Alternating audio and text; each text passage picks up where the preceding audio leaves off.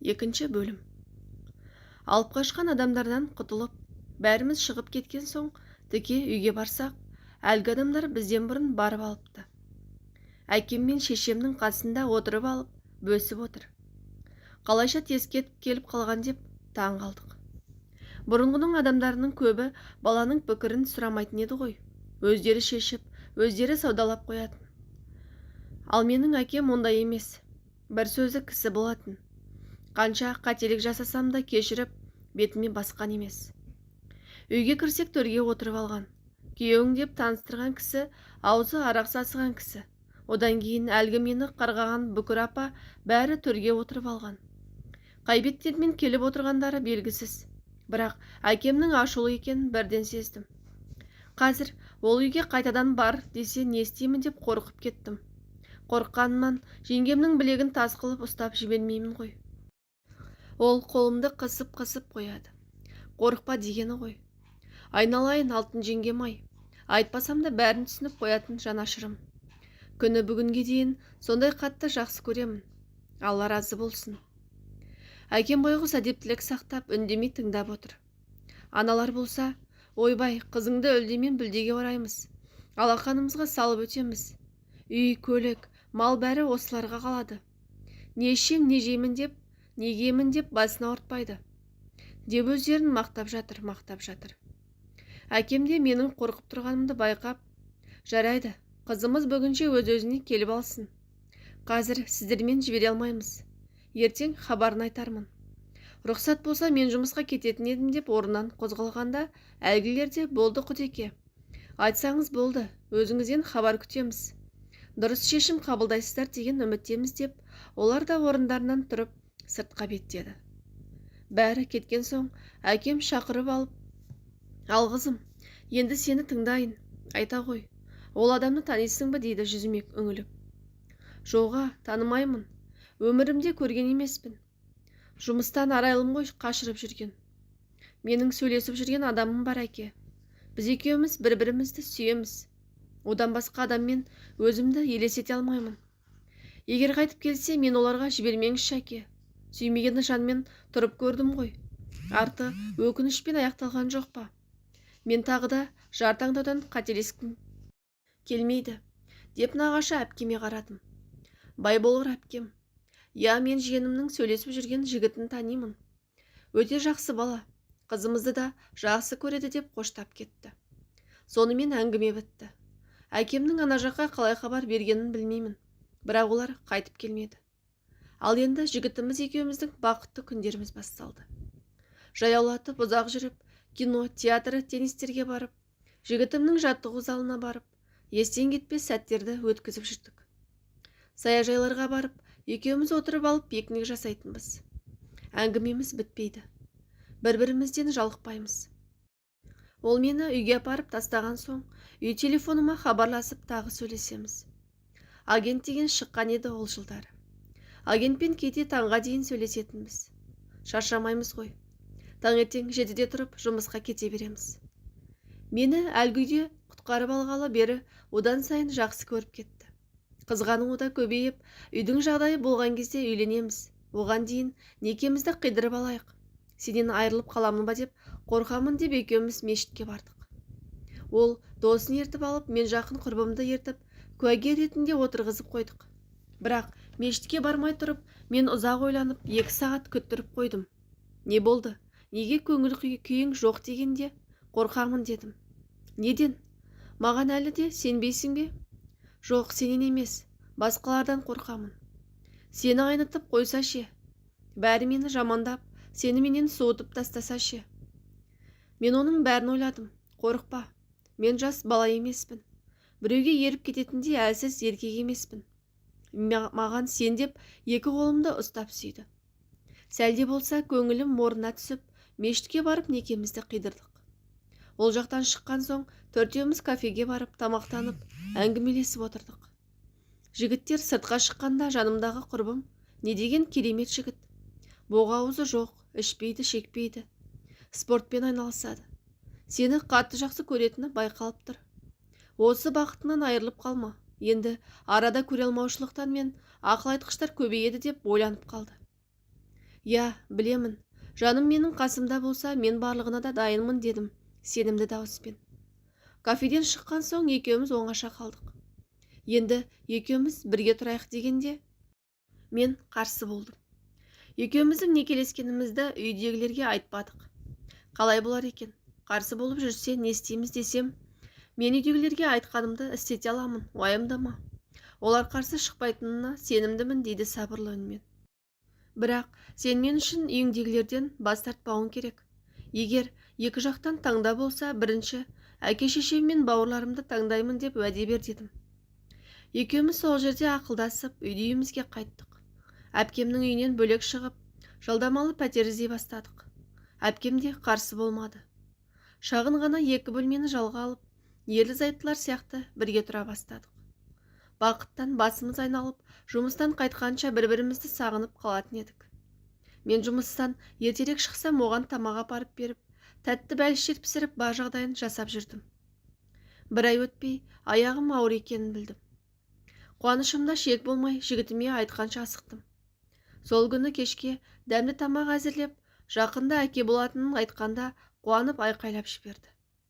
Қайта-қайта құшақтап, ішімнен сүйіп, көзіне жас алып шексіз қуанды. Оған қарап мен қуандым.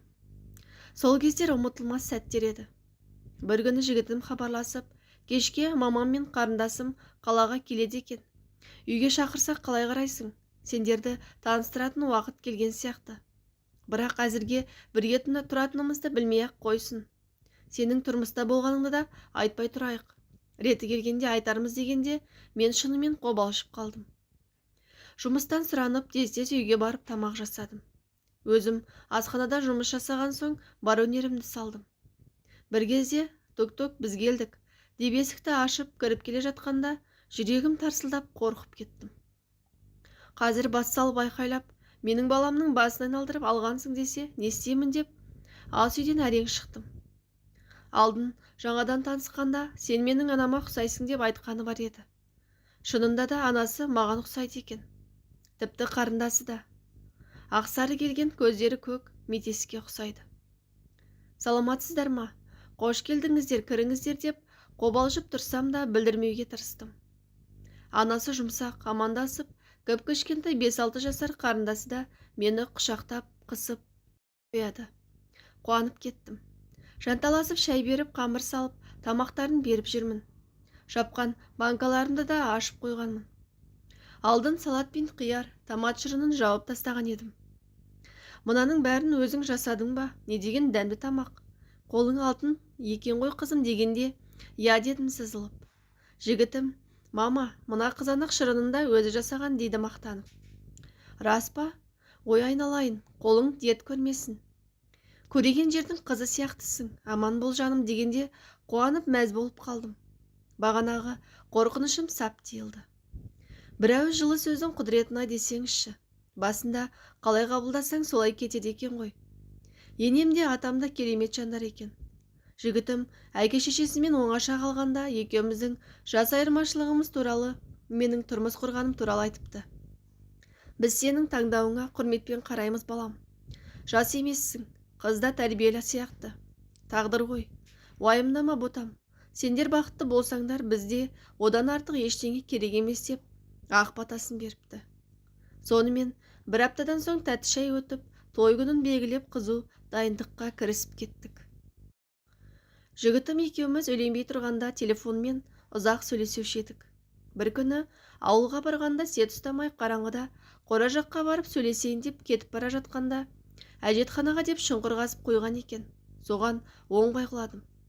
Бір аяғым шұңқырда, бір аяғым сыртта қалып, ішіне құлағанда беліммен шұңқырға топ ете қалдым. Бір нәрсе қытыр ете қалғанын анық сездім.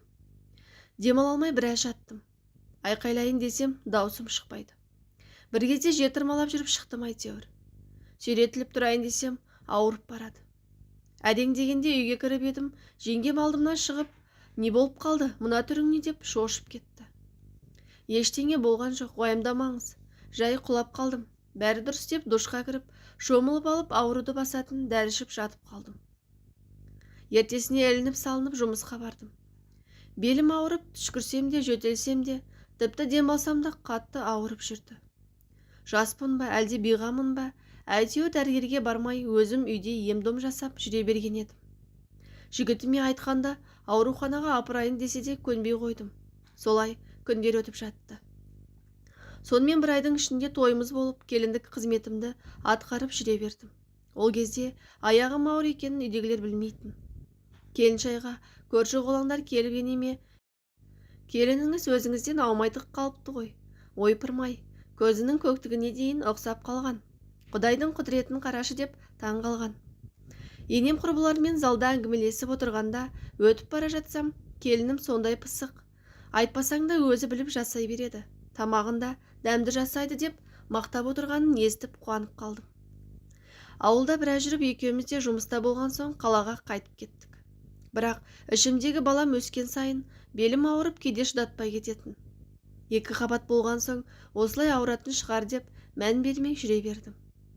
Күйеуім екеуміз баламыздың алғашқы УЗИ-не түсіп дәрігер көз үлкен қыз екен деген соң қуанышымызда шек болмады.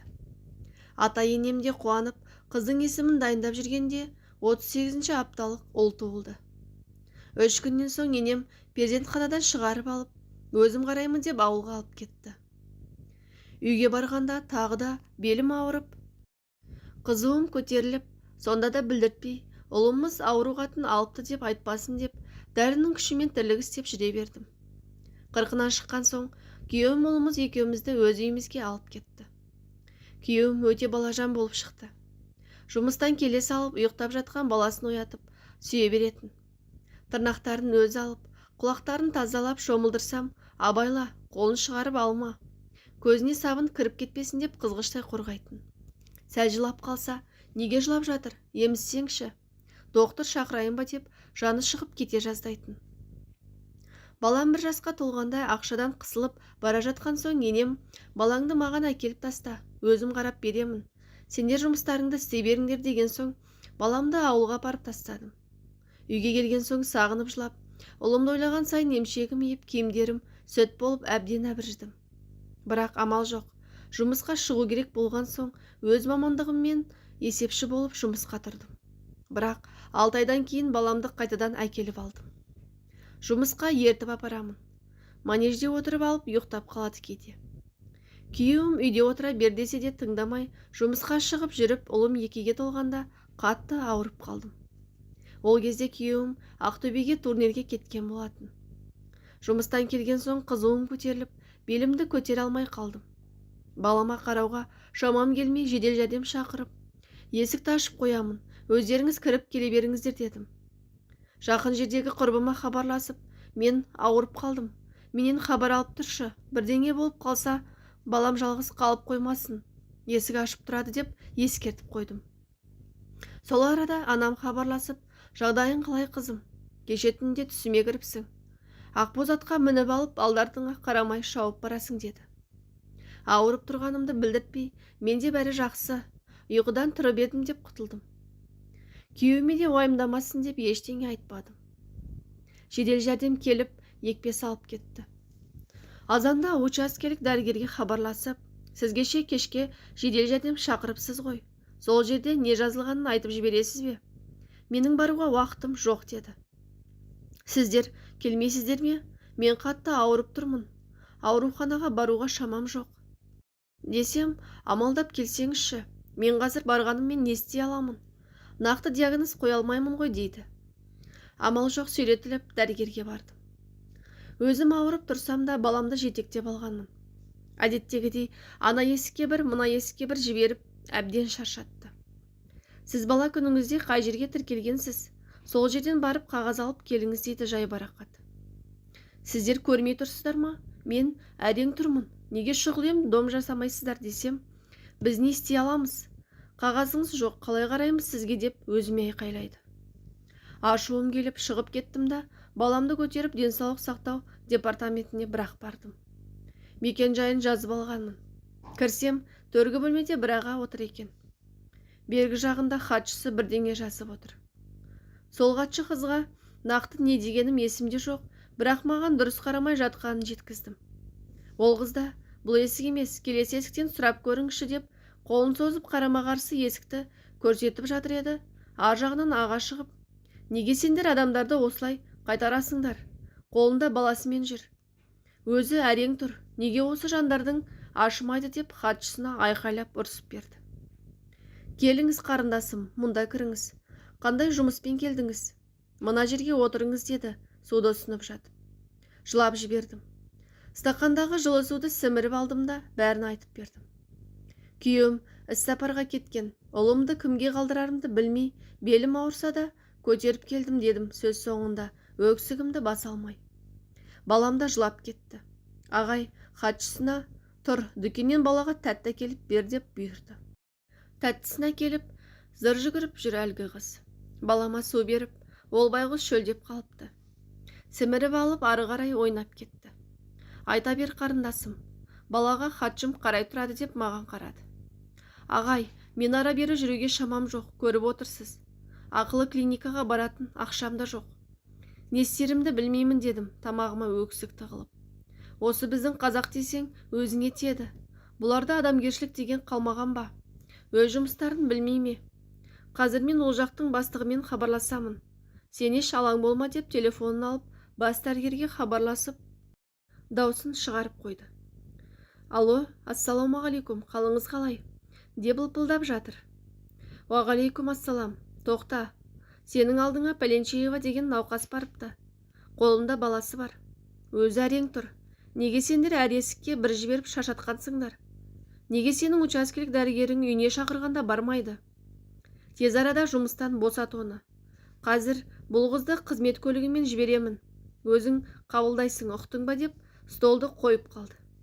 Селк ете қалдым. Қорқып кеттім. Болды аға, болды, келе берсін, мен білмедім. Кешіріңізші дейді ұтытығып.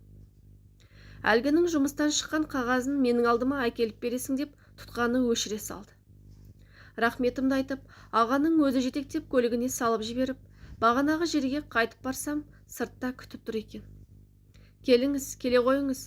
Ақырын абайлаңыз, құлап қалмаңыз. Менің өзіме келмедіңіз бе? Мен олардың шаңын қағып алар едім ғой деп, ана жағыма бір, мына жағыма бір шығады. Етпетімнен жатқызып қойып, ұстап көрген жерлері ауырып барады. Бүйрек тұсымда ақырын ұрып қалып еді, ойбай деп жаным шыға кете жаздады. Түсінікті деп бүйрегімді өзиға түсірді. Бүйрегіңіз төмен түсіп кеткен. Одан кейін тым арық екенсіз. Бүйрек тұсында май жоқ, деп бүйректің дәрілерін жазып берді. Үйге барған соң, дәрілердің барлығын алып ішсем де ауырғаны қояр емес. Кетатоптың 2-3-еуін ішіп алдым. Сөйтіп жүргенде үйге бауырым келіп қалды. Түрімді көріп шошып кетті. Қол сүйегім қалған еді ол кезде.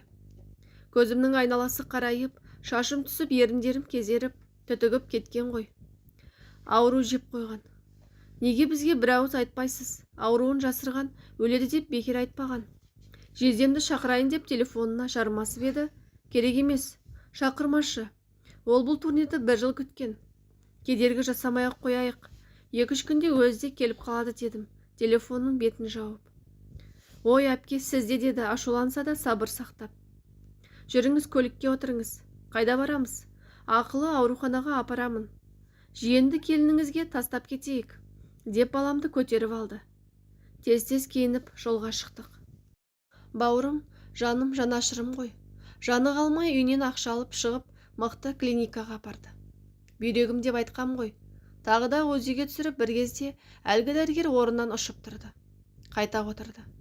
Қайта тұрып, мен қазір деп жүгіріп шығып, кетіп 2-3 дәрігер ертіп келді. Үшеуі компьютерге үңіліп, маған былай аунаңыз, былай аунаңыз деп, мен аунаған сайын жаным шығып барады. Бір кезде үшеуі сыбыр-сыбыр етіп, бір-біріне қарады. Мен, не болды, бәрі дұрыс па деп шошып кеттім. Мен сізді қорқытқым келмейді, бірақ сіздің бүйрегіңіздің айналасында бір гигантский существо бар сияқты. Және ол қимылдайды деді маған үрке қарап. Жүрегім аузыма тығылып қорқып кеттім. Қаладан мен деген урологқа хат ретінде жазып, мына қызды шұғыл кезексіз қабылдауыңызды сұранамын. Бүйрегінің жаныңда түсініксіз бір нәрсе бар сияқты дегендей хат жазып бауырыма берді. Сол уақытта анам, ағам бәрі келіп қалған екен. Бауырым бәріне хабарласып қойыпты. Күйеуім де жолда келе жатырмын деп хабарлама жазып жіберіпті. Дәрігердің жіберген атақты урологына да бардық. Жасы үлкендеу, сабырлы кісі екен. Менің қағаздарымды оқып шығып, өзі УЗИге түсірді. Қайтадан кабинетіне келген соң, ұзақ ойланып, қасыңда кім бар қызым деп сұрады. Күйеуім жолда, енді келеді. Бауырлары мен мамам бар дедім. Бауырыңды шақыршы дегенде, жоқ, не де болса өзіме айта беріңіз. Жақсы диагноз қоймайтыныңызды онсыз да біліп отырмын. Мен бәріне де дайынмын, маған айта беріңіз дедім сенімді дауыспен. Жарайды, сені қорқытқым келмейді, бірақ мынау бүйрегімнің қасындағы ана жақтың дәрігерлері айтқандай тірі жан емес. Ол бір сұйықтық сияқты. Менде мынадай аппарат бар. Израильден алдырғанбыз. Бұндай аппарат басқа жерде жоқ. Енді осыны сенің бүйрек тұсыңа тығып, әлгі жерден анализ аламыз. Сәл ауырады, бірақ шыдауға тура келеді. Оны сараптамаға жібереміз.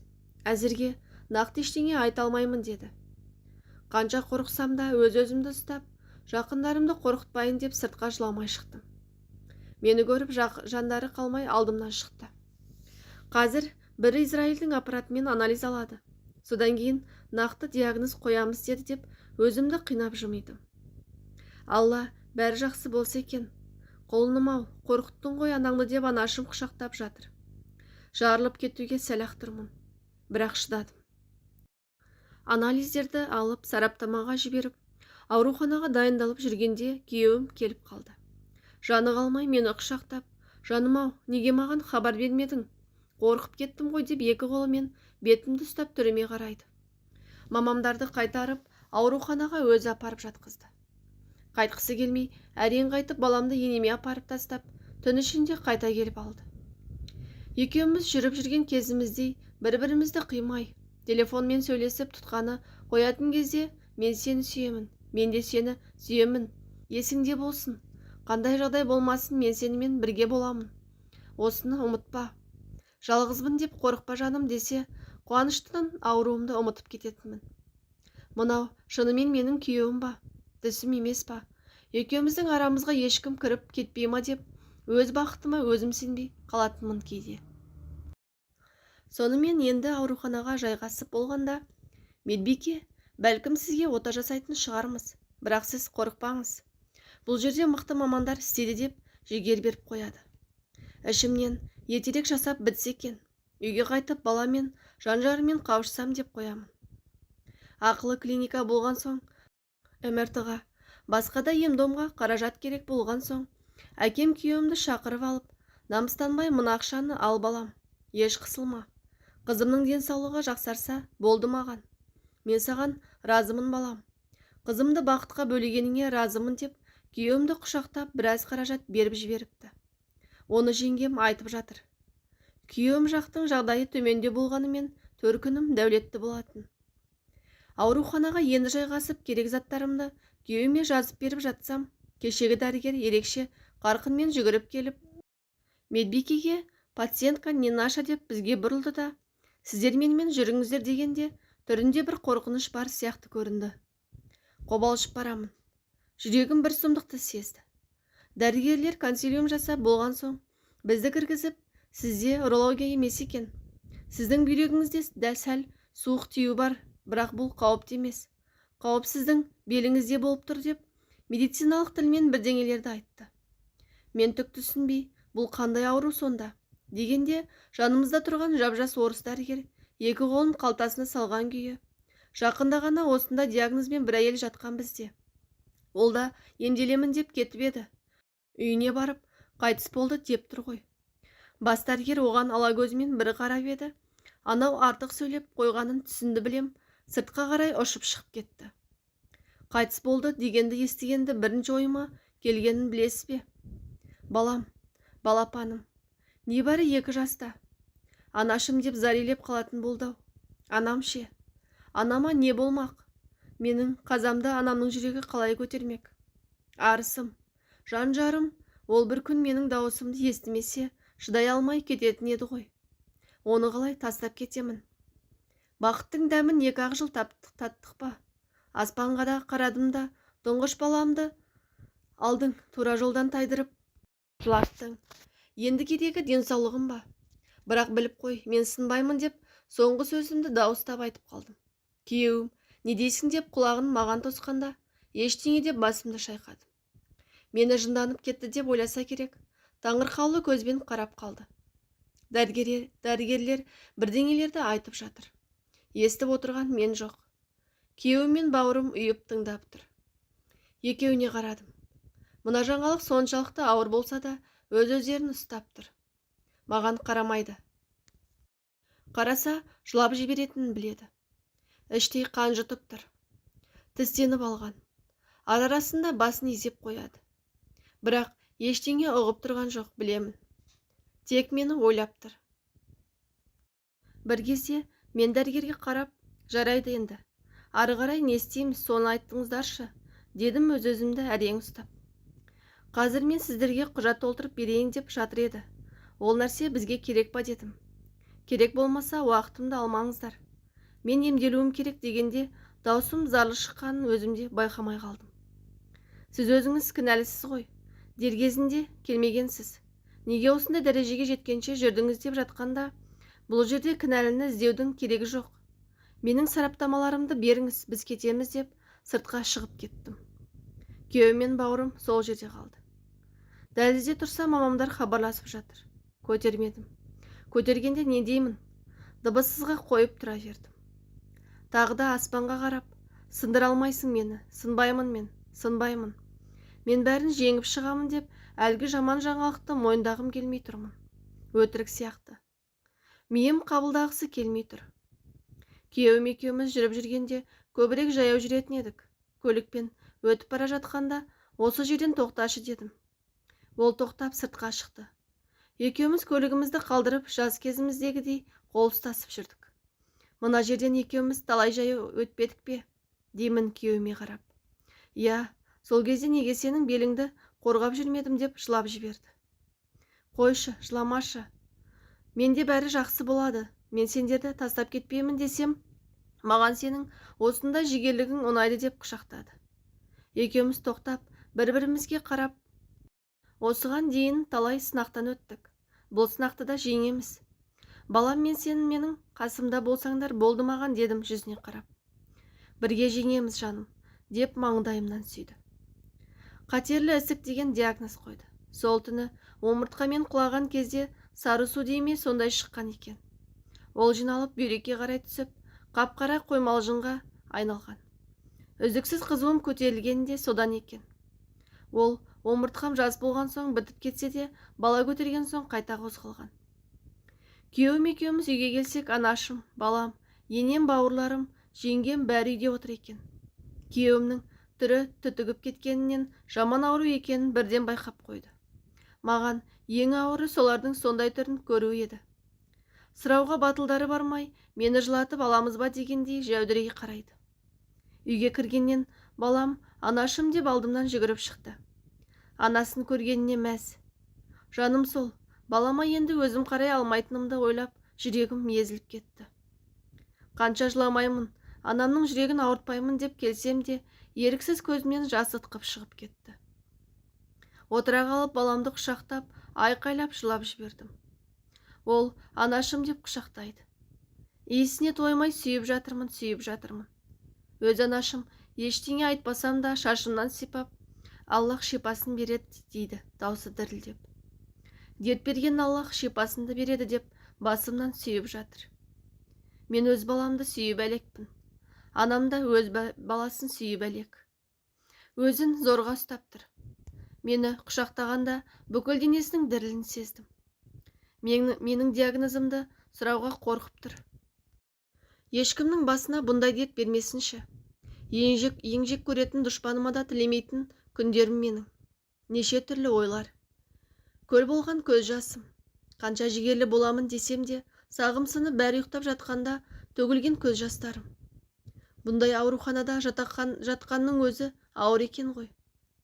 Орныңнан тұра алмай, тіпті аунай алмай жамбасым тесіліп қиналғаным. Қашып кетсем бекен деген жаман ойлар. Бұлай қор болғанша өле салсам ғой деп тіледім. Қайтадан Алладан кешірім сұрадым.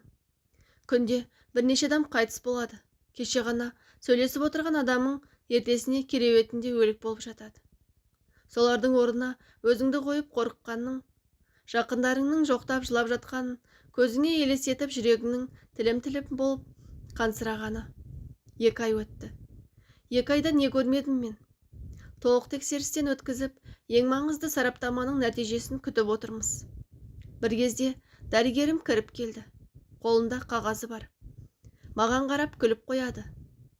Не болды, нәтиже шықты ма? Жасырмай айтыңызшы деймін тағатсыздана. Сіз біздің науқас емес екенсіз. Сізде қатерлі ісік жоқ дегенде қуанғанымды айтып жеткізе алмаймын. Дәрігердің өзі қуанып кетті. 2 қолымен бетімді жауып, еңкілдеп жылаймын ай кеп. Жанымдағы әйелдер, өй қыз, қой, жылама. Қайта қуанып күлмейсің бе? Мынау деген керемет жаңалық қой. Біздікі де солай шықса екен деп көздерінен үміт оты жылт-жылт етіп жарқырайды. Бір толық келген орыс әйел бар еді. Ол да, дай бог, чтобы наш анализ тоже отрицательными деп, ол жылап қалды. Я не хочу умирать деп, у меня внуки, я их так люблю. Они такие замечательные.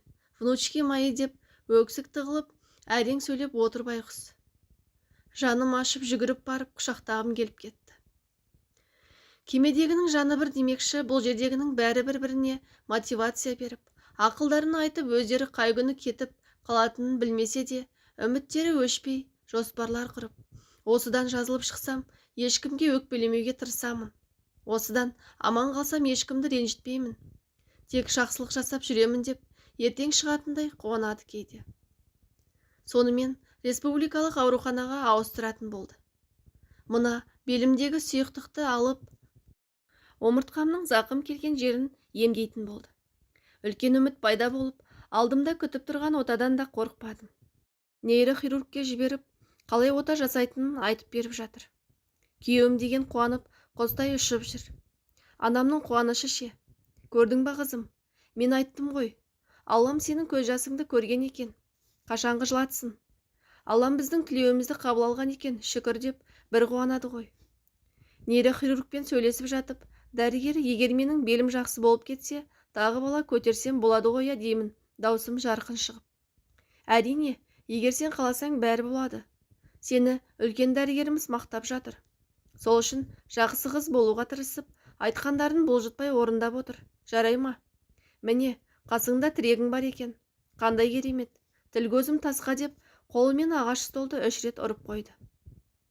Әрине орындаймын. Сіздер не айтсаңыздар да орындаймын деймін, күйеуімнің қолынан тас қылып ұстап алып. Өзім арбада отырмын.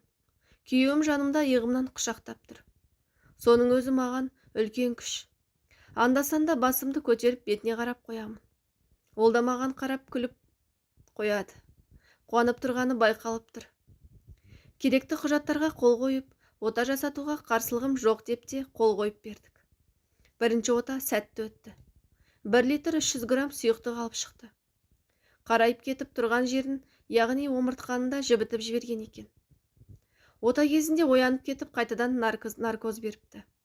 Көзімді ашсам, айналам бұлдырап анық көрінбейді. Қайта-қайта жұмып ашсам да еш нәрсе көрінбейді. Тек адамдардың қимылдағандары мен дауыстар естіледі. Миым дығырлап әлі шулап тұр. Жүрегім бірден көтеріліп құсып жібердім. Медбике жүгіріп келіп, аузы басымды сүртіп, аш көзіңді, аш деп бетімнен ақырын ұрып жатыр. Есімді білем, бірақ сөйлей алмаймын. Отадан кейін жатқызатын жансақтау бөлімінде біраз жатып демала алмай, қысылып бастаған соң тамағыма бір шиқылдап тұратын аппарат тығып қойды. Шиқ-шиқ деген дауыс, жағымсыз иіс. Шөлдеп су сұрайын десем, даусым шықпайды. Сәл етпеттетіп қырымнан жатқызып қойған екен. Аяғымды бір нәрсе қиып барады. Қимылдап, бастап едім, медбике, қимылдамаңыз, тыныш жатыңыз, системаңыз шығып кетеді, дейді дауыстап. Қанша жатқаным белгісіз, палатаға ауыстым-ау, әйтеуір. Кіруге болмайды дегеніне қарамай, күйеуім итере соға ентігіп кіріп келді. Жылап жібердім. Даусым қарлығып қалған. Аппараттан ба білмеймін, ауырсынуы енді білініп жатыр. Кіріп келіп, жаным менің, қалайсың деп қолымнан сүйіп жатыр. Бір кезде дәрігерім кіріп, ойы-бой, ерке тотай болдыңдар ғой деп күлді. Кірме десе кірмеу керек. Тәртіп ес тәртіп, дейді зілсіз ғана. Қалайсың батыр қыз, деді маған қарап. Жақсы, дедім, даусым қарлығып көз жасымды сүртіп. Өй, сен қайсар қыз деп жүрсек, жылағаның не құрдасым-ау, қой, ұят болады деп иығымнан ұстап қояды. Бірінші күні еден жуатын әпкелер қарап, кататор тұрған ыдысты ауыстырып, қасықтап тамақ беріп кетеді екен. Түнді кереуетімнің бас жағын сәл көтеріп, тамақ ішуге ыңғайлап түтікпен сорпа беріп, шай ішкізіп болды да, сол бойы шығып, мені ұмытып кетті. Басымды көтеріп, ұзақ жатпауым керек. Беліме салмақ түседі. Ал өзім кереуетімді түсіре алмаймын. Даусым қарлығып шақырсам, ешкім естімейді. Қасымда жас қыз жатқан, ол да ояна қоймады. Көмектесіңіздерші десем, тамағым жыбырлап жөтел қысады. Ал жөтелсем, тіккен жер жаным шығып кетердей ауырады. Көмек келмеген соң әлсіреп ұйықтап кетіппін. Таңғы 4-те екпе салуға келген медбике мені көріп шошып кетті. Әй саған, бұлай жатуға болмайды ғой, деп жүгіріп келіп, кереуетімді түсіріп жатыр. Апайлар мені ұмытып кеткен сияқты, дедім күліп. Система қойып болған соң, кешегі ұмытып кеткен апайды шақырып келіп, ұрсып жатыр. Ұрыспаңызшы, әдейі істемеді ғой, дедім апайға жаным ашып. Менен басқа қаншама аурулар бар ғой, бұл кісілерге де оңай емес шығар десем, дәрігерге айтпай-ақ қойыңызшы, дейді төмен қарап. Баяғы менің үйіме келмей қойған учаскелік дәрігер есіме түсіп, менің кесірімнен жұмыстан шығып кеткенін ойлап, өзіме жыным келді. Әрине айтпаймын. Сіз де айтпайсыз ғой, дедім медбикеге қарап. Ол басын изеп күлді. Анау байғұс апай қуанып кетті. Тағы 2 ай уақыт өтті. Ең басты қауіп ол омыртқадағы ісік. Соның отасы күтіп тұрды алдымда. Сенбі жексенбі баламды әкеліп тұрды. Көкірек жағымдағы омыртқамның бір жағын әлгі қара сұйықтық жібітіп жіберген соң, оны қырып алып тастау керек екен. Әйтпесе сүйек шіри беретін көрінеді. Қазірше дәрі-дәрмекпен тоқтатып тұрмыз, деді. Түсінгенім, ойын алып тастаған жерге желім сияқты бірдеңе қояды екен. Бүкіл омыртқа емес, әрине, жарты бөлігі. Күрделі ота жасауға келісім беріп, қол қойып 6 айдан кейін отаға дайындалдым. Өзімді де іштей дайындап, менде бәрі жақсы болады. Осы отадан соң аяғымнан тік тұрып үйге қайтамын. Балам мен күйеуімді, анашымды қуантамын. Жұмыс жаса бұлыма той істеп, баспана аламыз деп, өзіме мотивация беремін. Осы сөздерді айтсам, кәдімгідей өмірге деген құлшыныс пайда болады. Палатада 4-еуміз. Біреуінің күйеуі хабарласпай, келмей қойып еді, өз-өзін тастап, күйзеліске түсіп кетті. Теріс қарап жатып алып, не тамақ ішпейді, не ешкіммен сөйлеспейді. Дәрігерлер келсе жақындатпай айқайлап, боқтап еңіреп тұрып жылайды. Оған қарап, біздің де жүрегіміз ауырады. Бәріміз басу айтып, балаларыңды ойлашы, байың келмесе қойсын, ұл-қызың бар емес пе? Олардан хабар алып сөйлесе бер. Мына түріңді көрсе, олардың жұдырықтай жүрегі не болады? Соны ойладың ба деп, ұрысқансып шігер беріп қоямыз. Бұндай кезде жақындардың қолдауы маңызды екенін ұқтым. Еміңе бірден бір шипа ол жаныңа жақын адамыңның қасында болған екен. Көңіл күйге де байланысты екен. Түнеріп жата берсең, ауру сені жеңіп шығатын сияқты. Ауруға шыдамай тастап кететіндер көп енді. Біреуінің әйелі, біреуінің күйеуі. Барлық науқас жандарға Аллах жәрдем етсін. Аллаға шүкір, дұғаларым қабыл болып 5 сағаттық күрделі отадан аман есен шықтым. Ауруханада жатқанда кешке бәріміз жиналып әңгімелесіп отырамыз. Басымыздан өткен қиыншылық пен бақытты шақтарымызды, болашаққа деген жоспарларымызды бәрін ештеңе жасырмай өсектейді деп қорықпай, ішіміздегіні ақтарамыз. Үлкендер ақылдарын айтады, жастар олардан кеңес сұрайды. Бұл жерде көре алмаушылық, ашкөздік, мақтаншақтық сияқты жаман қасиеттер жоқ болып кетеді. Бәріміз бір-бірімізге жанымыз ашып, ең болмағанда сөз жәрдем беріп отырамыз. Сонда мен оларға айтам ғой, егер мен ешкімнің наласына қалмасам, бұл ауруға ұшырамас едім, дедім, көңіл күйім түсіп. Баяғыда бір сүт таситын әйелді ренжіткем. Одан кейін департаментке барып әлгі дәрігерді жұмыстан шығартып жібердім. Бәлкім мені солардың көз жасы ұрып жатқан болар. Десем өткендегі толық орыс әйел айтады. Ну правильно, не надо было бәлехором быть, деп бәрімізді күлдірді. Сонда бір апа, жоқ қызым, бұл жерде сенің ешқандай кінәң жоқ. Адам шіретіп дүние есігін ашқанда ақ маңдайына жазылып қояды ғой, деп ауыр күрсінді. Жаңағы бәріміз күліп отырған біздер бірден көңіліміз түсіп, ұзақ үнсіздікте ойланып қалдық. Шынында сондай шығар. Мен тағдырымның осындай болатынын біліппін ба? Мектепті жақсы оқып, мен бастық боламын. Ал сендер оқымағандарың үшін жүк тасып жүресіңдер.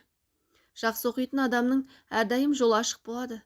Оқуға түсіп кететініме сенімдімін деп, нашар оқитын сыныптас ұлдарға тәкаппарлана қарайтын едім. Алайда адамның деген емес, Алланың қалауы болатынын ол кезде білмеген екенмін. Әркім өз ойымен арпалысып отырғанда, орыс апам: «Ай, ну что вы все о грустном? Что за кислое лицо у вас? Давайте танцевать», дейді ғой қолын шапалақтап. Ішіміз пысқанда осылай билейтін әдетіміз бар. Біріміз таяққа сүйеніп, біріміз мүгедек арбасында отырып, енді біріміз төсекте жатып қолымызды көтеріп алып, көңілді әуендерге билеп алатынбыз. Арасында сықылықтап күлеміз. Бір-бірімізді мазақтап әзілдесеміз. Солай сәлде болса ауруымызды ұмытып, бір сергіп қалатын едік. Кейде карта ойнайтынбыз. Орнынан жылжи алатындар төсек тартып жатқан адамның қасына жақын отырып, соның төсегінің жанына картаны таратып ойнайтын едік. Ондай кезде байлық, дүние, ақша, бәрінің құны бір тиын болып, тегі жазылып кетуді ғана ойлайды екенсің ғой. Күйеуім бір күні кеш хабарласты. Даусы көңілсіз. Не болды жаным, неге көңілсізсің десем, жоға, бәрі дұрыс. Бізде бәрі жақсы деген сөзді тоқтап, сенімсіздеу айтты.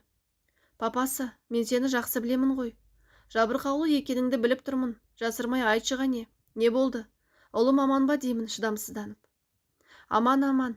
Тек мен шаршап кеттім. Бәрінен шаршадым. Сенің бітпес ауруыңнан да, анашым қане деген ұлымның сұрағынан да. Қашанғы ауру әйеліңді күтіп жүресің? Жас өміріңді қор қылып осылай жүре бересің бе дегендерден де шаршадым. Не істерімді білмеймін деп, ішіндегісін ақтарып қалды. Даусы бұрынғыдай емес. Тістеніп тұрғанын байқадым. Не дерімді білмей тұтқаны өшіре салдым. Күйеуімнің бірінші рет осылай ақтарылғаны маған қатты тиді. Бірақ оны түсінем, оңай емес. Екі ортада шапқылап, анасына бір, баласына бір, әйеліне бір жүгіреді. Басқа еркек болса, баяғыда тастап басқаға үйленіп кетер еді. Не болмаса ішіп кетер еді. Түнімен көзілмей шықтым. Жанымдағыларға да айтпадым. Күйеуімді бәрі мақтап жүргенде олардың жүректерін ауыртқым келмеді. Өз уайымдары аздай, мені уайымдағандарын қаламадым. Бір кезде баяғы қамыстың арасынан шыққан адам есіме түсті. Сол шынымен де сол кісі жын-пері болған шығар. Әлгі арсыз абысыным, қарғап сілеген бүкір апа, ауруымды естіген кезде де сол бір жын мысқылдап күліп тұрғандай елестетіп кететін. Сен мен сындыра алмайсың. Сонша қасарсатындай мен саған не істедім дегенде даусым шығып кетті. Оң жағымда жатқан апа, қызым-ау, не болды? Мынағы сандырақтап жатыр деп, кереуеттің таяғымен ұрып оята бастады. Бірақ мен ұйықтамаған едім. Қимылдамай теріс қарап жата бердім. Ертеңіне кереуеттен өзімді тартып тұрғызатын ұзын арқан сияқты бар. Соны тартып, денемді ақырын көтердім. Қайта жаттым. Қайта көтеріліп ақырындап жаттығу жасай бастадым. Қара терге түссем де, екі қолымды желкеме қойып, басымды тіземе жеткізем деп біраз алыстым. Саған осындай жаттығу жасауға бола ма? Бірден салмақ түсірмесеңші, аз-аздан бастап көр дейді. Жанымдағылар мені уайымдап. Ешкімді тыңдамай жасай бердім. Бір кезде күйеуім хабарласып, жаным мен бара жатырмын. Не жейсің, не жегің келіп тұр дегенде, мен лаваш ала келші дедім. Кеше түнде өкпелегенімді білдірткім келмей. Кешегі сөздеріме ренжімеші жаным, дейді жұмсақ үнмен. Жоқ, бәрі дұрыс. Сенде темірден жаратылған жоқсың ғой. Тек ажырассақ баламен де қалсыншы. Мүгедек деп оны менен тартып алмашы дедім. Ондай сөзді күтпесе керек, ол тосылып қалды. Ондай нәрсе айтпашы дейді даусын бәсеңдетіп. Арамызда бір салқындық пайда болғандай. Оны да түсінемін. Қанша ай бойы бірге емеспіз. еркек қой, шыдай алмасы анық. Лавашын алып келді бір кезде. Көзіме тура қарамайтын сияқты. Көңілімді аулағысы келеді, бірақ бір нәрсе бүлдірген адамдай жан-жағына жалтақ ете түседі. Көп отырмай қайтып кетті. Күйеуім кеткен соң ойға шомдым. Сонша күреспен жеткен бақытымды оңай жібергім келмеді. Бірақ мен не істей аламын? Қасымдағы қызға таяғыңды бере тұршы дедім. Ол неге? дейді таңғалып. Өтінемін, бере тұршы деп таяғын алып алдым да соған сүйеніп ақырын ғана тұрдым. Әй қой, құлайсың. Әй қыз, қой деймін саған. Медбике деп апа айқайлап жатыр. Тыныш, не болды мыналарға деп күліп қайта отырдым. Таяқпен тұрсам, аяғым мені көтере алмайтын сияқты жатырқап қалған дір-дір етеді. Медбике жүгіріп келіп, жатсаңшы, не істеп отырсың? Жатшы, саған тұруға рұқсат жоқ.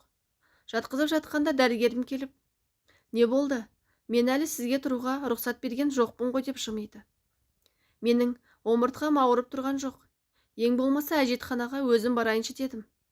Тұруыңызға рұқсат, тек 1-2 қадам ғана жүріңіз. Омыртқаға салмақ түсірмеңіз. Құлап қалмаңыз. Құлап қалсаңыз өткендегі жасаған отамыз бір тиын болады деп ескертіп палатадан шығып кетті. Қасымдағы апа жылап, жаным-ау, балаңа асығып жатқаныңды білеміз. Бәріңе Аллам сол күнді нәсіп етсінші. Мен жасағанымды жасағам. Бұл жерге жатпайын десем де ұлдарым қоймай. Қазір өліп кетсем де арманым жоқ. Тек жанымды қинай көрмеші Аллам деп, аузы кемсеңдеп көз жасын сүртіп жатыр. Апа, қойыңызшы. Сіз әлі жассыз ғой деп құшақтап жұбатып жатырмыз. Кешке әлгі таяқпен тағы тұрдым. Таңертең тағы тұрып 1-2 қадам бастым. Қара терге түсіп бірталай жұмыс істеген адам құсап, шаршап қалдым. Сәл отырып демалып алдым да, тағы да қадам жасауға кірістім. Дірілдеп жүріп есікке дейін бардым.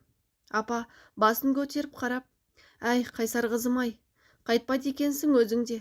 Күйеу балаға таяқ алдырып ал енді деп күлді. Ақыры дегеніңмен жүріп жатсың ба, әй жарайсың деп қояды. Мен мәзбін, терлеп кеткем. Енді қайтадан орныңа жете аласың ба деді. Иә, сәл демалып алайын дедім ентігіп. Ойпырмай, 5-ші қабатқа жүгіріп шыққандай сонша ентігіп тұрсың ғой өзің. Дегенде бәріміз тарқылдап күлдік. Ал күйеуім келуін азайтты. Тек арасында хабарласып қояды. Онда да салқын. Менде аяғымды икемге келтірдім. Бірақ оны күйеуіме айтпадым. Бір күні қалт-құлт етіп дәрігердің кабинетіне бардым. Мені көріп басын шайқады. Емделушілерінің бәрі сен сияқты болса, мына жерде адам азаяр еді ғой, деп орнынан тұрып мені демеп жатыр. Сараптамаларымды көруге келдім. Қашан МРТ-ға түсемін деп орындыққа отырып жатып. Сенің жағдайың күн санап жақсарып келеді. Кеше жиналыста бәрі сені мақтады. Сараптамаларың апта сайын алға жылжып жатқанын көрсетеді дегенде мен қуанып кеттім. Бәрі жақсы болады дедім, дәрігерге зор үмітпен қарап. Біршама уақыттан соң сауықтыру орталығына ауыстыратын болды. Арнайы емдеу, массаж, таза ауа, витаминдер және әрине менің жақындарымның қолдауы бәрі қосылып жаңа күш-жігер пайда болды. Өзімді қамшылағандай болып осы күнге жеттім-ау. Ұлым ішке толып туған күнін тек видео арқылы көрдім. Анашымның, бауырларымның қуанышында шек жоқ. Мүгедектерге арналған арбамен қоштастым. Таяқпен еркін жүре беремін. Күйеуім де келіп қуанып жатыр. Бірақ бұрынғыдай өліп өшіп тұрған жоқ. Көңілінде кірбің бар. Оны түсінгендіктен аса қинамадым. Сенмен жоқта кіммен болдың деп сұрамадым. Баламды айтсаңшы. Көрінген адамға қалашы, менің анасым бар деп сақауланып бір мақтанады. Ешқандай баланы анасынан айырмасыншы. Жарығым менің, сүйенішім, алға қарай жылжытқан бақытым. Баламды жиі әкеліп тұрды. Енем жұмысқа шығып баламды төркінім алып кеткен екен. Бауырларым қайта-қайта келіп тұрды. Денеме қайта ет бітіп, бетіме қан жүріп ашыла бастадым. Бауырым шаш қиятын қыздар әкеліп, шашымды бояп, қасымды теріп, ретке келтіріп берді. Қайтадан жап-жас болып шыға келдім. Бір күні күйеуім келіп жанымда ұзақ отырды. Бұрынғыларымызды айтып, баламыз туралы айтып, арасында күлдірді. Әйтеуір соңында айтты. Мені кешірші. Біреуден естігенше өз аузынан естігенің дұрыс болар. Мен сенің көзіңе шөп салдым. Сен өмір мен өлім арасында арпалысып жатқанда мен өзіме көңілдес таптым. Дегенде менің жүрегіме біреу қанжар сұққандай болды. Сезген едім. Алдын сезіп жүрсем де, мойындауға қорқып, тіпті ол туралы ойлануға қорқып жүрген едім. Бірақ мен жазылып шыққан соң ол адамын тастайтын шығар деп өзімді алдадым. Бірақ ол адам екеуміздің ортамызға қара мысықты жіберіп тамашалап отырды. Мен сені кінәламаймын, сен еркексің ғой. Не дейін? Маған қарайлама. Ұнатқаның болса бақытты бол дедім. Бұл сөздерді айту маған оңайға түспеді. Бірақ мен кетпеші деп жылап аяғынан жығылмадым. Өз-өзімді ұстап іштей қан жұтып қимылдамай отырдым. Жүрегімді тіліп тастағандай. Жаным, кешірші, кешіре алсаң. Егер үйге шықсаң бәрі жақсы болады. Енді саған қиянат жасамаймын. Өзімде қанша күннен бері сенен ұялып, жаман болып жүрмін деп құшақтай беріп еді. Қой, мен кеттім, кеш болып кетті. Белім ауырып барады деп құшақтатқызбай, орнымнан тұрып суық қоштасып кетіп қалдым. Артыма қарасам, сол жерде маған қарап отыр екен. Бір жағы аяп кеттім. Қол бұлғап жымиып бір қарап алып, қайтадан жөніме кете бердім. Көзім қарауытып құлап қалатын сияқтымын. Жаңағы айтқан сөздері миыма қайта-қайта жаңғырып, көңілдес таптым. Ол сенен 10 жас кіші, ол өте сұлу. Ол сен сияқты ауырмайды. Енді сені сүймеймін деп айтып жатқан сияқты құлағым шулап, жақын арадағы орындыққа әдең жетіп отыра қалдым. Айттым ғой саған, маған жоласаң бақытсыздыққа ұшырайсың деп айттым ғой жаным. Неге тыңдамадың? Енді жетпегені осы еді. Ауруды жеңдің ба дегенде, енді көңілдеспен күресемін ба? Оған күшті қайдан аламын? Шаршадым. Жетер деп айқайлап өз басымды өзім ұра бердім. Сол маңайда жүргендер қолымды ұстап дәрігер шақырып, тыныштандыратын екпе салып, ұйықтатып қойды. Кешке бәрі ұйықтап қалғанда мен ойланып ұзақ уақыт көз ілмедім. Баяғы ұзынтыра жігіт есіме түсті. Онымен қыдырып жүргенімде әйелі байғұс осылай қиналған екен ғой. Маған нала болып қарғаған да шығар. Ол да екінші әйел аламын деп әйеліне айтып жүрген сол кезде. Өзімді жек көрдім. Қайтейін? Адастым ғой. Кешір деп ол әйелден іштей кешірім сұрадым.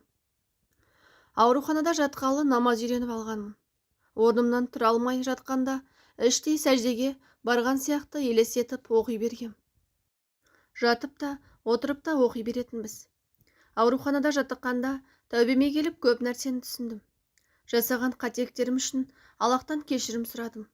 Я Алла, сен әділ жазалаушысың, тәубе қылдым. Бұл өмірде еш нәрсе жауапсыз қалмайды екен. Әрсімізге жауап береді екенбіз. Бірақ дер кезінде жасаған қателіктерімізден сабақ алып тәубемізге келсек, Аллах бізді кешіреді. Бір таяқпен жүріп үйге шықтым ау әйтеуір. Жалдамалы пәтеріміз бөтенсіреп қалғандай. Қаңырап тұр. Бір кезде түркіндерім баламда келіп, енем атам бәрі келіп үйімізді қуанышқа толтырып жіберді. Бәрі қайтқан соң баламды құшақтап иіскеп жатсам, артымнан келіп құшақтап жатыр. Кешірші деп құлағыма сыбырлайды. Үндемедім. Бұрылмай баламды иіскеп жата бердім. Сосын ол да теріс қарап жатып қалды. Қандай бақыт. Дәрілердің иісі жоқ. Жалдамалы болса да үйіміздеміз. Түсім болып ауруханада оянбайын деп жүрегім су ете қалды. Көзімді ашып қарасам, ботақаным пысылдап ұйықтап жатыр екен. Шүкір деп қайта құшақтап ұйықтап қалдым. Ертеңіне ерте тұрып, намаз оқып жатсам, маған қарап отырды да, қазір мешітке барып некемізді жаңалап алайықшы деді. Маған қырсықпашы өтінемін. Бұрынғыда еркелеші десе де, үндемей бөлмеден шығып кеттім. Мешітке бардық. Имамға әйелім ұзақ уақыт емделіп жатып қалып еді, некемізді жаңалап алсақ деді. Имам қайта неке үкімдерін оқып, жаңартып шықты. Жаным, мәхірге не әперейін дегенде, қыздарға бармай жүрсең болды деп күлдім. Мені үйге әкеліп, өз жұмыстарымен кетіп қалды. Сол кезде маған бөтен номер хабарласты. Әйел дауысы. Емделіп келіп қалдың ба дейді, бұрыннан танитын адамдай. Мен учаскелік медбике деп ойлап алдым. Я шүкір, емделіп келдім. Үйдемін десем, ал мен күйеуіңнің жақыны боламын. Яғни сен ауырып жатқанда маған жақындап, біз ерлі зайыптылар сияқты болып кеткенбіз дейді. Түсінбедім. Несін түсінбейсің? Сенің омыртқаң шіріп сасып жатқан соң, ол сенен күдерін үзген. Ол енді мені жақсы көреді деп шәңкете қалғанда, миымда шыңылдап, ары қарай ештеңе естімей қалдым. Некелерің бар ма дедім. Жоқ, сенен ажырасса тұрамыз. Қарсы емессің бе? Бақытты бол депсің ғой өзің. Босат оны. Жасың да үлкен. Бір емес екі байдан шыққан екенсің деп біздің бар сырымызды айтып отыр. Болары болып қойған соң, несіне сызылып тұрсың деп тұтқаны қоя салдым. Ашуым келді. Неге ауруымды айтты? Неге жасымды айтты? Неге? Деп ызам келіп жерге отыра қалып жылап жібердім. Енем кіріп келіп, «Ай балам-ау, не болды? Тыныштық па? Бір қыз хабарласып осылай деді десем, ой құдай, аллай, соны ғой деп едім талай. Осынысынан қорқып едім. Ол да ашуланып шығып кетті. Бірден күйеуіме хабарластым. Көңілдесің хабарласты. Неге номерімді бердің? Неге ауруымды айттың? Неге біздің отбасылық құпиямызды айттың? Неге саттың деп жылап жібердім. Кетсең менің ауруымды айтпай-ақ еркекше кетпедің ба? Сенен суып кеттім деп кетсең түсінер едім ғой. Менің жасым мен ауыр тағдырымды бетіме басатын ол кім деп айқайлап жыладым. Жыламашы жаным. Қазір үйге барамын, сабыр сақташы деп өшіре салды. Ол келгенше орнымнан қозғалмай отырдым. Ойландым. Мен оны кінәлайтындай өзім аппақ емеспін ғой. Қоя қояйыншы деп өзіме ұрыстым. Көңілдесі онымен қоя қоймады. Күйеуім үйге келіп, бөлмемізге сөйлесейін деп кірсек, оған қайта-қайта звондап, ол қайтарып тастаса да маған звондап тоқтамай жатыр. Мен не істерімді білмей, тіпті не ойларымды да білмей, меңзең болып тұрмын. Бір кезде менің телефонымды алып, әлгі әйелге не дейсің? Неге әйеліме звондайсың дейді айқайлап. Мен оған бар шындықты айттым. Сен маған үйленемін дегенсің. Енді әйелің келгенде ойың өзгере қалды ма? Мен саған всегда айтқам. Мен өз әйелімді сүйемін.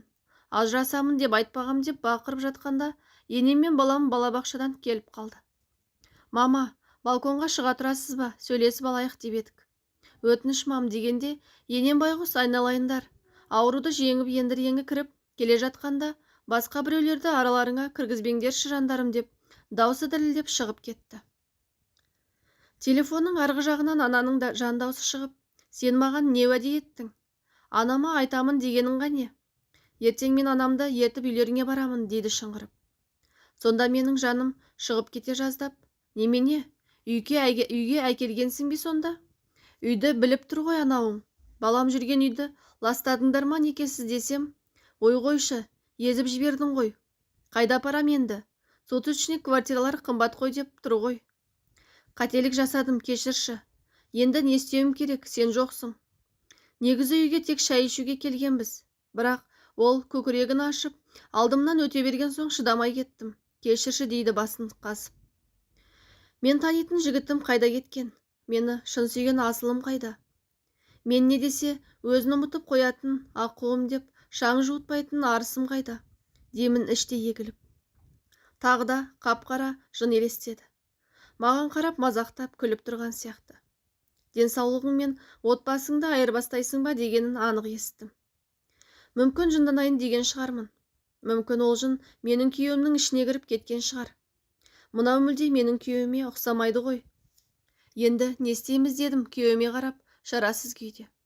Жаным, сен кешірсең болды. Сен ешқашан жылатпаймын. Тек отбасым деймін деді отыра қалып. Анау әйелше, ол сенен үміттеніп отыр. Оғанда үміт бергесің ба? Ол үмітін үземе. Ой, ол суайт өтірікші екен. Менен бөлек тағы жігіті бар екен. Жігітімен сөйлестім дейді. Кеше ғана жаным күнім еді. Бүгін суайт болды ма? Менде сау кезінде жаның едім. Енді сүйегі шірген біреу болып қалдым ба? Қалай сенемін? Неге сенімді өлтірдің? Күйеуіме жақындағым келмейді. Үйге жеткенше асығып келгенімде мына тосын сыйлары тол сыртымнан пышақ ұрғанмен тең. Бірақ баламды көргенде бәрін ұмытып кеткендей рахатқа бөленемін. Таңғы 6-ларда тағы телефон шырылдайды. Тағы ойнас екен. Менің аяғым ауыр деді. Миым дыңқ ете қалып. Құтты болсын, енді оны менің күйеуіме айтсайшы деп тұтқаны күйеуіме бере салдым. Күйеуім адам танымастай өзгерген. Оның ішіне баяғы жын шайтан кіріп кеткен деген ертегі ойлап тауып алдым. Кешіріммен қарадым. Аяғым ауыр дегені өтірік. Сенбесең ертең УЗИға бірге барамыз деп айт деген соң, көңілдесіне солай деп айтсам, кеше сендер ажыраспаймыз деген соң алдыртып тастағам, дейді беті бүлк етпей. Күйеуім біразға дейін маған көңіл бөліп жүрді де, қайтадан соған баруын жиілетті. Сезіп жүрсем де үндемей жүре бердім. Маған тиіспесе болды деп жүре бердім. Бұл әйелде нағыз әзәзілдің өзі екен. Тура баяғы абысыным жасарып қайта келгендей. Арсыздығында шек жоқ. Күйеуімнің миын улап, ол сенің басыңды айналдырып алған ғой. Қалай алдың оны? Өзіңнен үлкен бұрын тұрмыста болғанын біле тұра, қалай алдың? Басыңды айналдырмағанда оған үйленбес едің деп, қойнында жатып алып, қытқылдай берген соң менің ақымақ күйеуім шынымен сеніп қалған. Өзі іштей, расында да оны көрмесем, мен жетіспейтіндей халде болатын едім. Сонда мені дуалап алған екен ғой. Қалай білмегем. Жұмыстан үйге қайтқанша асығатын едім. Ол жыласа, миым істемей қалатын. Осының бәрі дуаның кесірі екен ғой деп, мені жек көріп кетеді. Қасыма жатпақ түгілі, мені көрсе жын көргендей жынданып, әр ісімнен ілік іздеп, әр сөзімді тізбектеп, бетіме басып, тозақ күндеріміз басталды. Сонда да күйеуіме Алла разы болсын. Мен ауырғанда жанымнан табылып, қамқор бола білді. Тек мына бір шайтанның азғыруына түсіп, адасып жүр. Қанша түсіндірсем де тыңдағысы келмейді. Мені қызғанғаннан осылай деп жатыр деп ойлайды. Жаным менің, сөзімді тыңдашы. Ақылың болса ол әйелге жоламашы. Ол екеумізді ажыратқанша түрлі айлы әрекет жасап, түрлі өтірікті ойлап табуы мүмкін. Осыған жол бермекші деймін жалына. Ол ондай емес. Ол мынандай әйел деп бас бармағын көрсетеді. Ол сенен жас болса да 3 баласы бар, 3 үйі бар. Ал сен ше? Сенде не бар? Аурудан басқа сенде не бар? 40-қа жақындасақ не үйіміз жоқ, не күйіміз жоқ дегенде мен жолдасымнан мүлдем күдерімді үздім.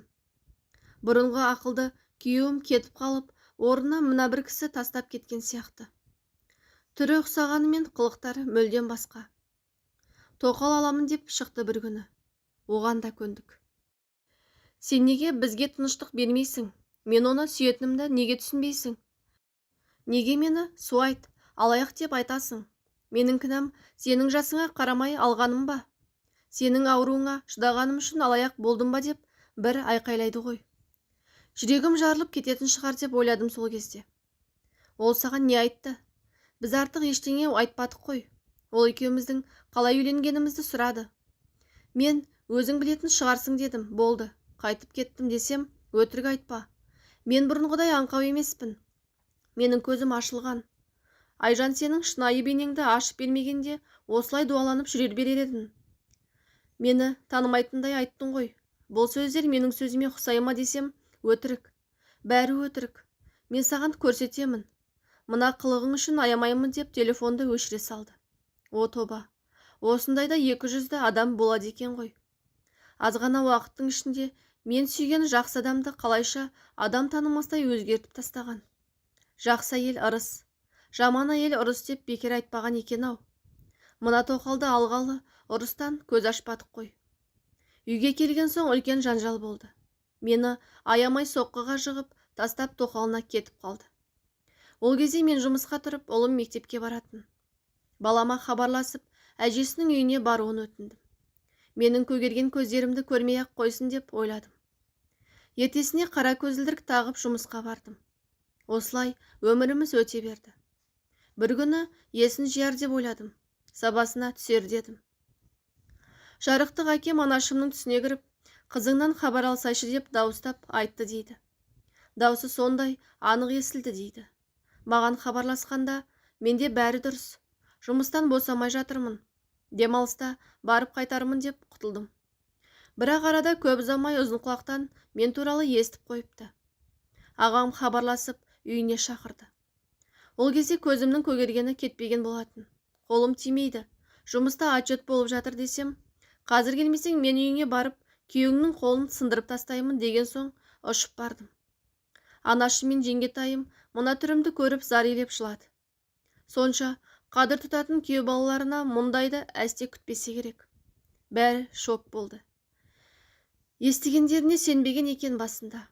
Анам байғұс, мүмкін емес. Менің күйеу балам ондай емес. Осы өсек айтқанды қашан қоясыңдар деп өздеріне ұрсып берген екен. Өз аузымнан естиін деп шақыртқан екен. Үстінен басқа ел алғаны рас па дейді ағам түтігіп. Рас, өзім рұқсатымды бергенмін. Сені ұратыны рас па? Бірақ несін сұрап тұрмын, көрініп тұр ғой деп қабырғаны жұдырықпен бір ұрды. Бұрын ұратын еді, бірақ қазір ұрмайды ғой деймін, қызғыштай қорғап. Мынаума ұрмағаны деп орнынан атып тұрып еді, бір-екі қолымды көтеріп басымды бұғып қалдым. Әбден таяқтан қорқып қалғанымды білдіріп қойдым.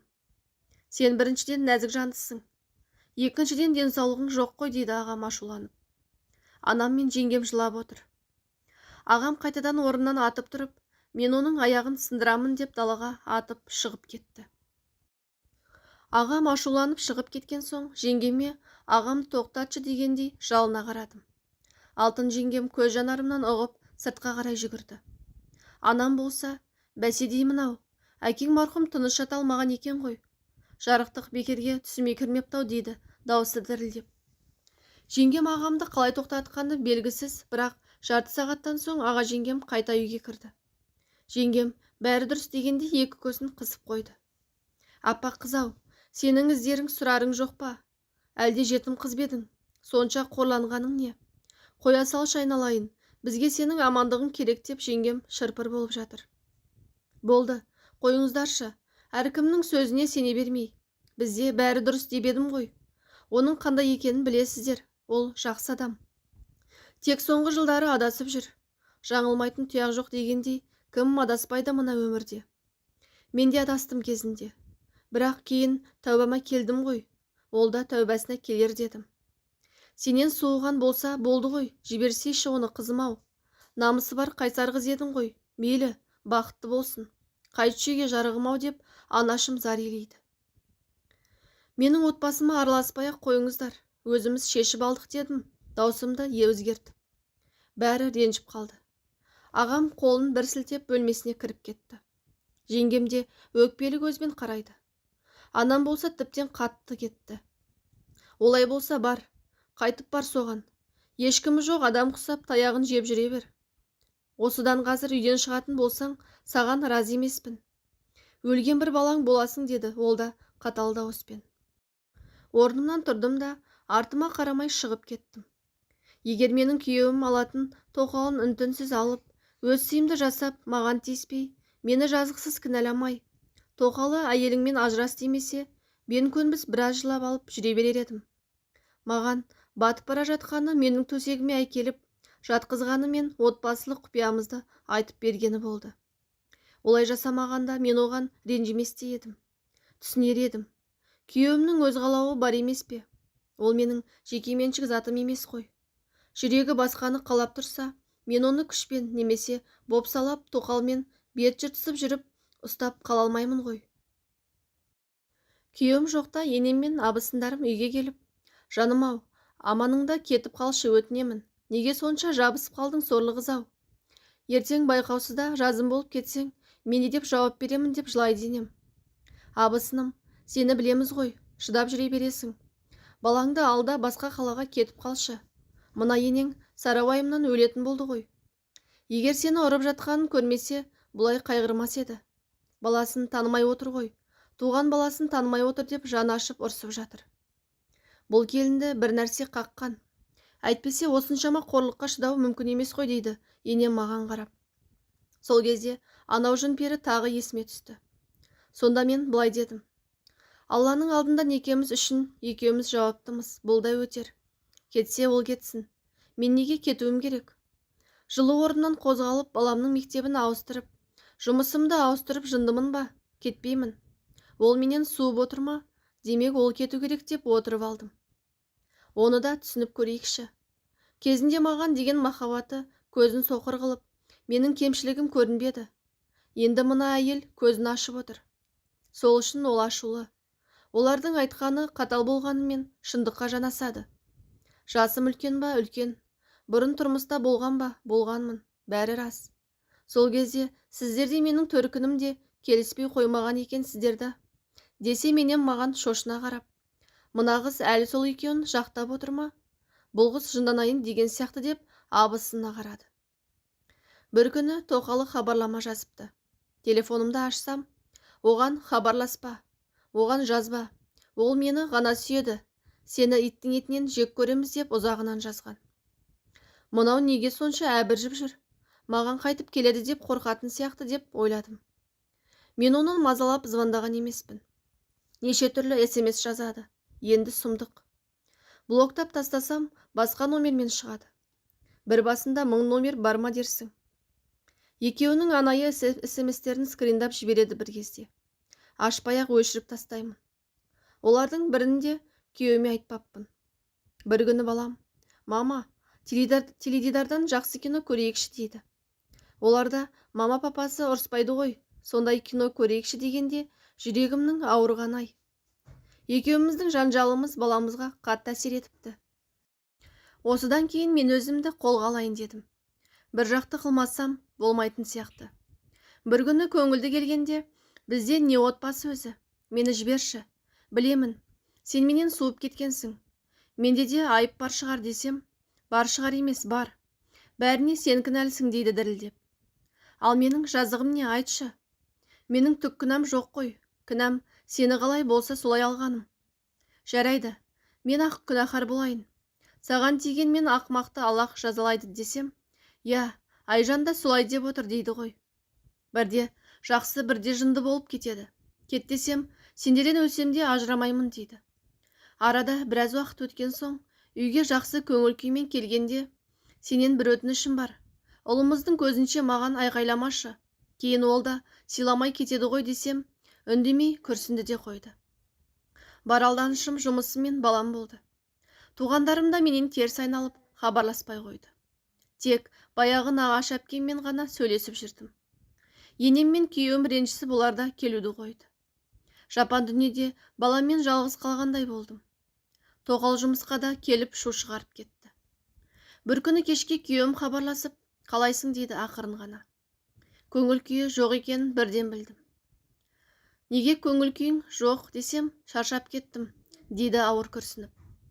Айжанның бітпейтін қызғанышынан шаршадым. Енді мені сыныптасым Айсарадан қызғанып жатыр. Оның күйеуі бар емес пе, неге қызғанады?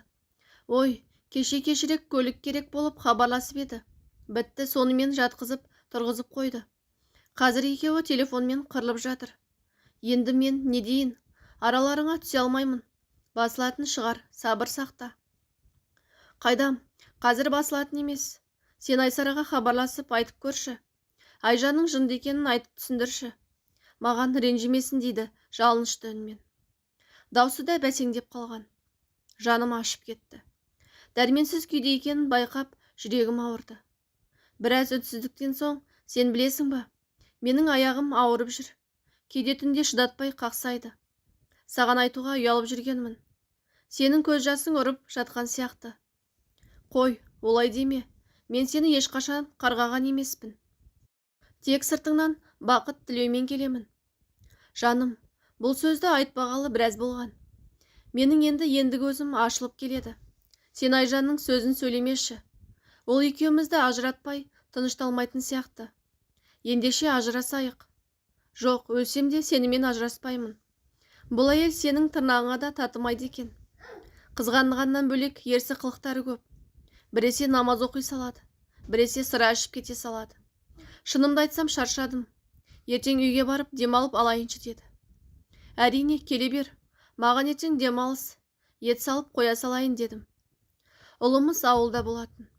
Ертесіне келіп екеуміз қамыр тамақ жеп, бұрынғыдай әңгімелесіп отырсақ, Тоқалы жетіп келіпті.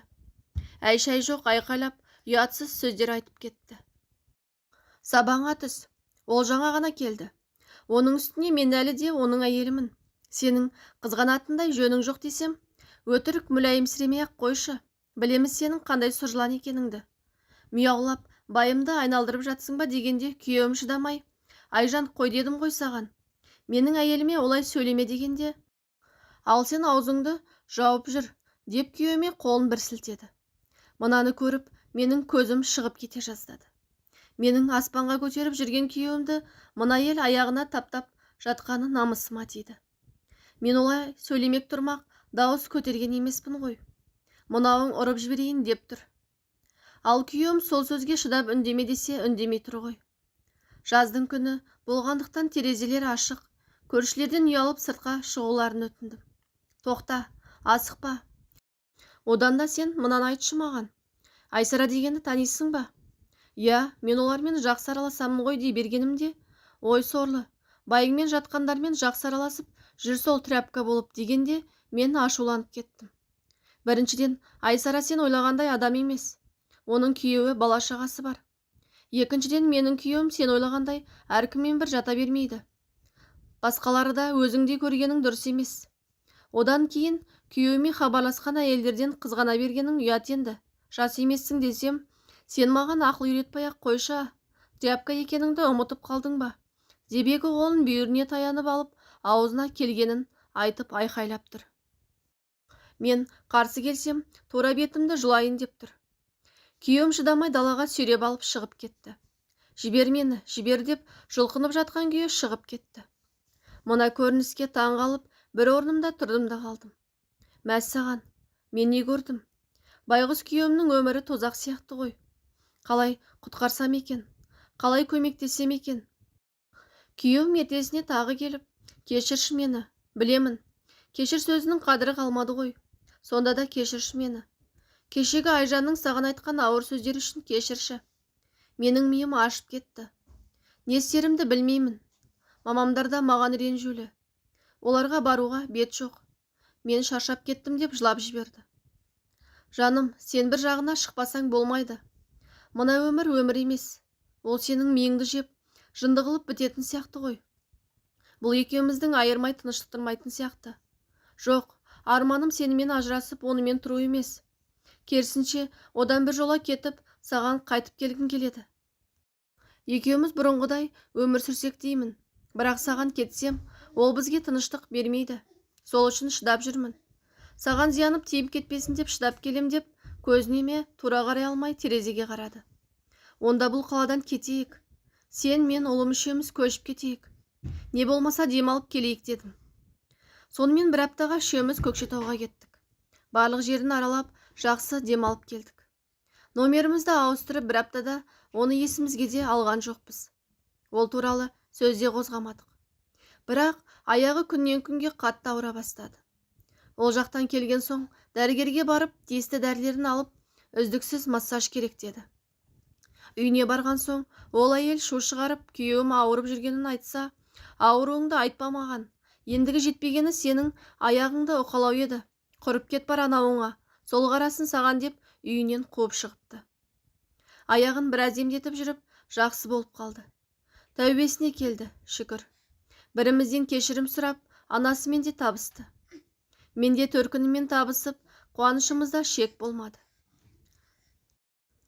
Сенің қадіріңді білдіру үшін Алла маған осындай сынақ берді. Қадіріңді білдім. Енді саған өмір бойы разылығымды білдіріп өтетін шығармын. Менің басыма үз түсіп, саған сонша азап шектірсем де сен менен теріс айналмадың. Қиын сәттерде жанымнан табылдың. Туғандарымен де ара қатынасыңды үзбедің. Ол әйелмен сені көп салыстыратын едім. Екеуің жер мен көктейсіңдер. Ол анаммен алғашқы күн-ақ ұрсысып қалған. Бауырларым да соның кесірінен менімен араласуды тоқтатқан еді. Енді міне, қайтадан басымыз қосылып отыр. Ризамын саған, ризамын деп құшақтады. Кешірдім. Кешірмейтінде кім едім? Я, адасты. Бірақ тәубесіне келді. Қазір ұлымыз 13 жаста. Аллаға шүкір бәрі жақсы.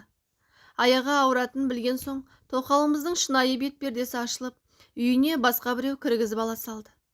Қанша қиын болса да, басымдағы мәселені мойындамай, барыма шүкір еттім. Ана бақытын сезінгеніме шүкір. Адам қалпында қалғаныма шүкір. Өз аяғыммен жүре алатын, көзім көріп, құлағым ести алатынына шүкір еттім. Тоқалмен қырылып, оның дәрежесіне жетпегеніме шүкір еттім. Тілекші болып жатқан барлық оқырмандарға алғысым шексіз. Алла разы болсын. Осымен әңгімеміз тәмам.